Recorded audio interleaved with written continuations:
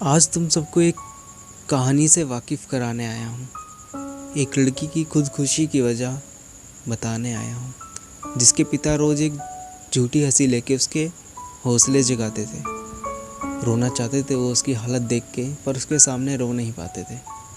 भाई उसका हमेशा उसकी मुमकिन ख्वाहिशों को सच करने में लगा रहता था।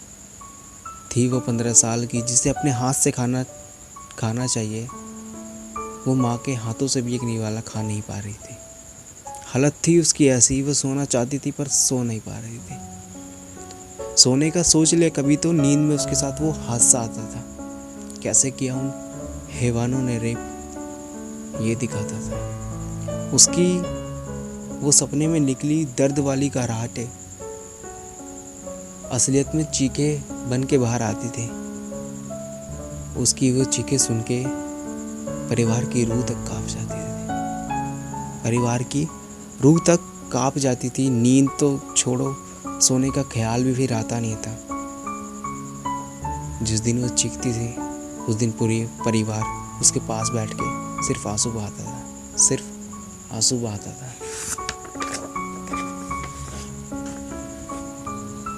जाए अगर कभी परिवार के साथ, जाए अगर कभी भाई या पिता के साथ घूमने बाहर, कि मन हल्का हो जाएगा।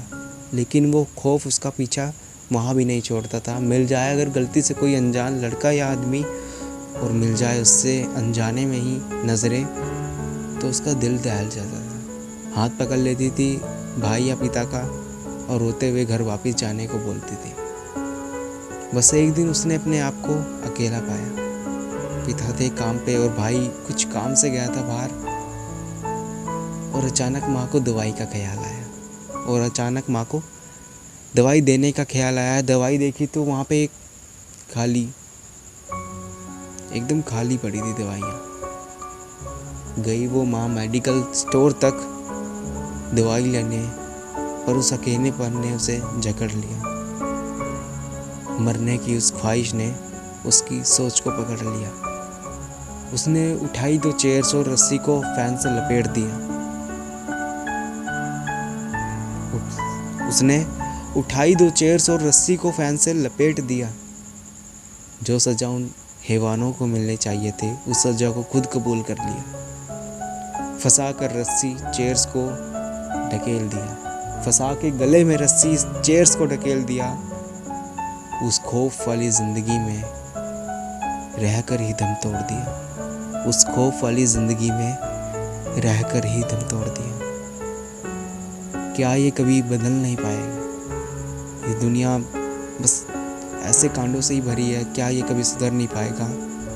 कानून को थोड़ा बदलना पड़ेगा। किसी एक को सही चौराहे पे खड़ा करके चलाना ही पड़ेगा। नियमों को थोड़ा बदलना पड़ेगा, क्योंकि यह हैवानियत बढ़ती ही जा रही है।